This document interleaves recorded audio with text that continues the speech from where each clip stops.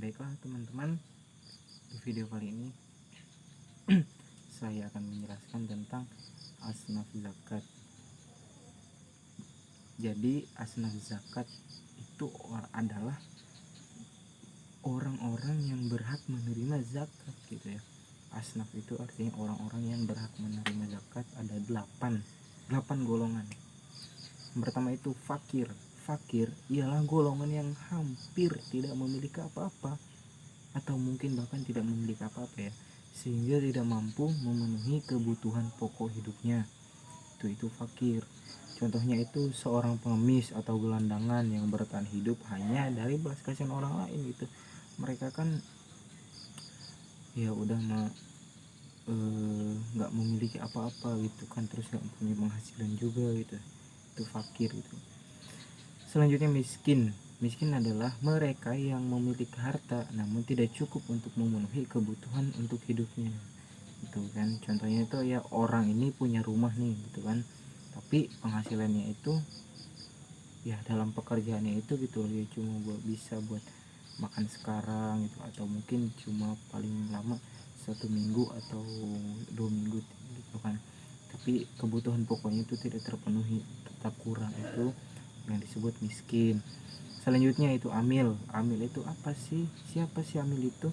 Amil itu orang yang mengumpulkan dan mendistribusikan zakat gitu ya.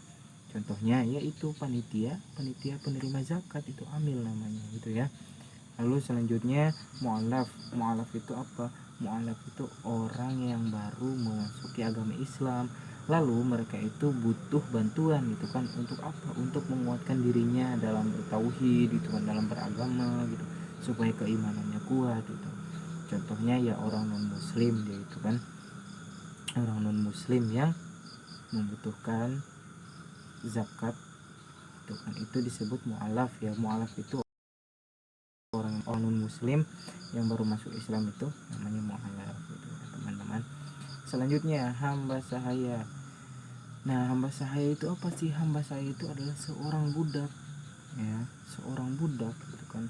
Seorang budak yang ingin memerdekakan dirinya. Mungkin kalau di zaman kita sekarang ini sudah tidak ada lagi ya, apalagi di Indonesia.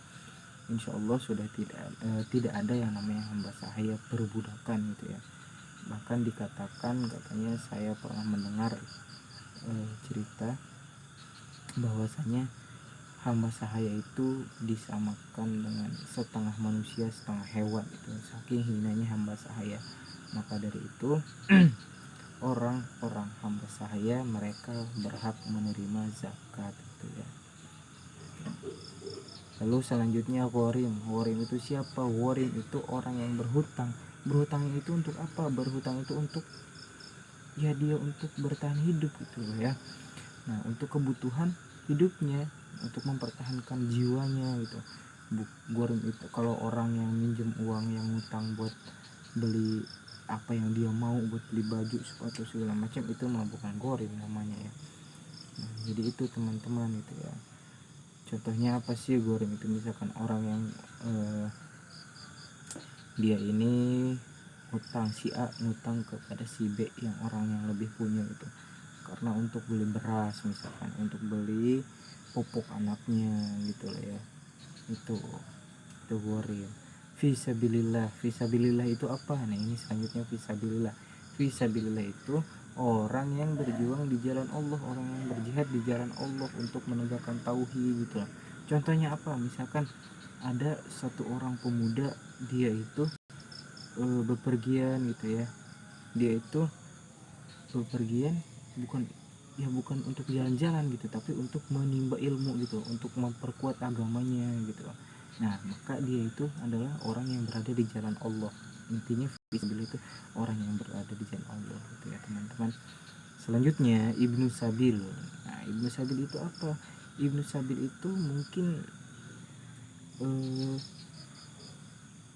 mohon maaf, Ibnu Sabil itu orang yang kehabisan bekal di perjalanan.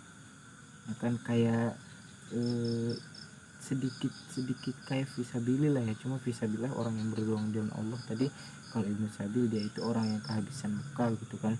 kehabisan bekalnya itu kayak misalkan dia itu eh, sedang menuntut ilmu gitu loh ya, sedang menuntut ilmu, atau orang yang kehabisan bekal, misalkan ada santri misalkan dari kota A ke kota B, di tengah jalan dia kehabisan bekal, nah itu Ibnu Sabil gitu ya. Selanjutnya, oh mohon maaf segitu ya karena ada 8. Nah, itu mungkin penjelasan dari saya, mohon maaf bila kata-kata saya terbata-bata atau banyak salahnya, mohon maaf. Bila itu hidayah. Assalamualaikum warahmatullahi wabarakatuh.